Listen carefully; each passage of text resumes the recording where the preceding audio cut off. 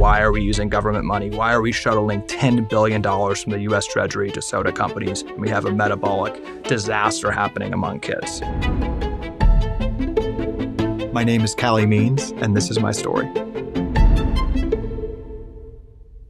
I was born and raised right in Washington, D.C. I grew up down the street from the White House. My dad moved to D.C. in the 70s before I was born to be an economic advisor for the Nixon and Ford administrations. And from as long as I can remember, I was going to change public policy in the United States. I was going to impact American competitiveness. That was my obsession growing up. My sister went to Stanford Medical School. I went to Stanford and Harvard Business School. The plan was always to go back to D.C. after college. What I quickly learned is that on both sides of the aisle, when the campaigns are over, everyone goes and works for public affairs lobbying firms. And inevitably, you are sitting across from the two largest spenders in D.C., Pharma and Big Food. And I found myself doing that very quickly. I thought that Big Food and Big Pharma were examples of American innovation, examples of the free market and creating these leading industries around the world. So I was proud to go and work for pharmaceutical companies and help advance the interest of food companies. And people really convince themselves they're doing the right thing. Obviously, they're also making a lot of money. I was employed by a public affairs firm on K Street that was the lead consultant for the American Beverage Association. So this is one of the interest groups that represents Coke and Pepsi and fights for their interests. And it's very businesslike. There was an objective on the table, and that objective was to keep government funding flowing from the food stamp program to soda companies. So this might surprise you, but the number one item that those programs' dollars are spent on is soda. 10% of all food stamps funding, it's a $115 billion program, goes to sugar water, to sugary drinks. And obviously, not surprisingly, in 2011, some members of Congress asked, should this be the case? Why are we using government money? Why are we shuttling $10 billion from the US Treasury to soda companies? And we have a metabolic disaster happening among kids. So the objective from the American Beverage Association to the consultants was very simple. How do we argue that it is wrong to take away government funding for soda?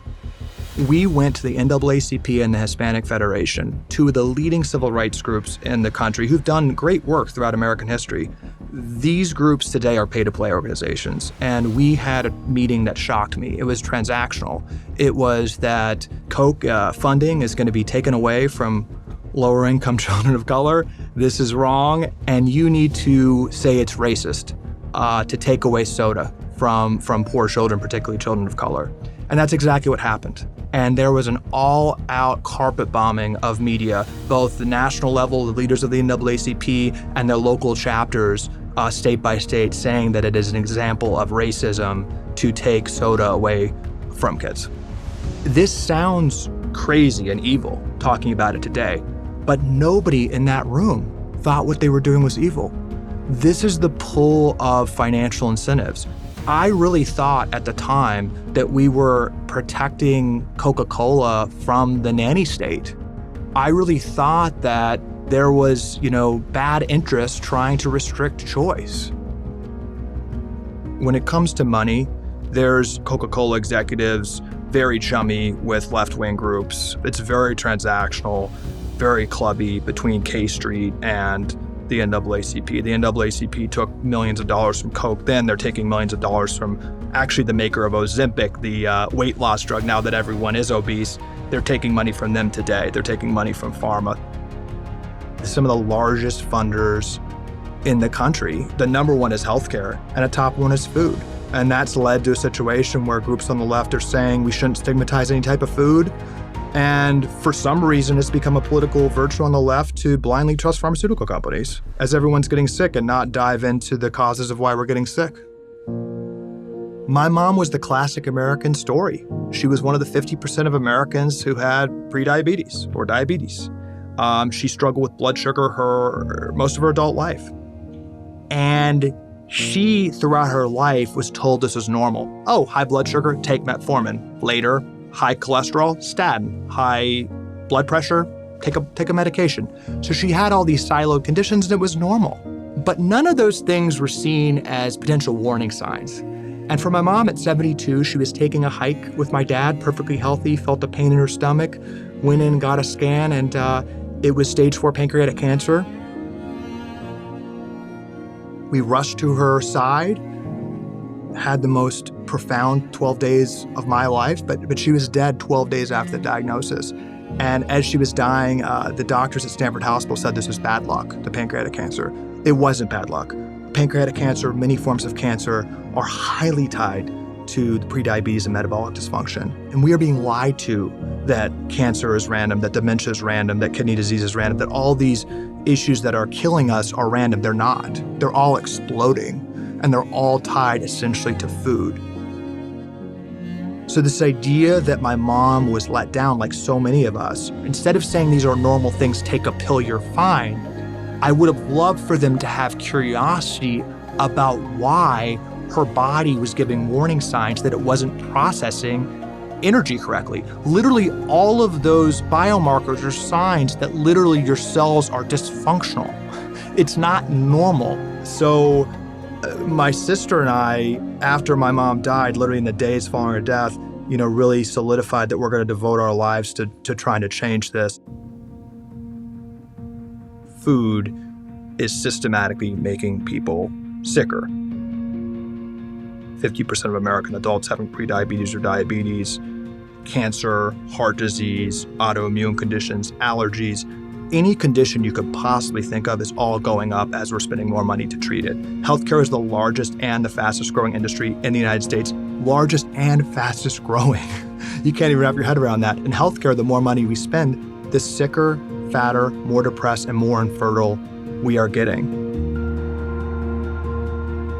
You would expect the institutions of trust in the United States on healthcare to be ringing the alarm about our metabolic health crisis tied to food, but they're not. The brilliance of the systemic design of this devil's bargain where food companies are making cheap, addictive food that's making us sick, which is in their interest, and healthcare industry is profiting from the fact that people are sick without asking why people are getting sick, is that there's plausible deniability for every person in every institution from asking why. The pharma company who makes the statin, the doctor who helps the person who is already morbidly obese, the medical school who's training doctors, they can all feel good in the moment, right? They all feel like they're doing something in that specific moment. They're not responsible for asking, why there's a large cardiovascular children's center in every city now. They're curing that child on a micro level who has a heart issue, but not one person is responsible for asking why so many children are having cardiovascular issues. I do think there has to be systemic change because I think Americans want to be healthy, and I think they are in trouble if the largest industries in the country are incentivized for them to be sick. When we talk about how to fix this, what's so frustrating, where the lack of leadership really comes in, is that the solutions here are simple. We literally need to stop subsidizing poisonous food, and we need medical leaders to simply say clearly to not eat toxic food. I can tell you from being in the rooms with the food companies and with the healthcare leaders, these are not evil people, but they are incentivized for their industry to grow.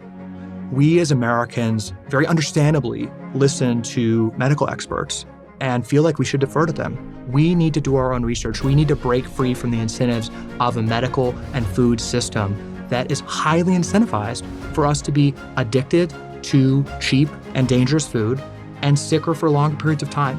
We need to listen to ourselves, do our own research, and not listen to the experts. And until we change the trillions of dollars of incentives that are slanted against the American people, we're not going to fully get out of this mess. Thanks for watching this video. To keep PragerU videos free and continue this brave, independent storytelling, please consider making a tax-deductible donation.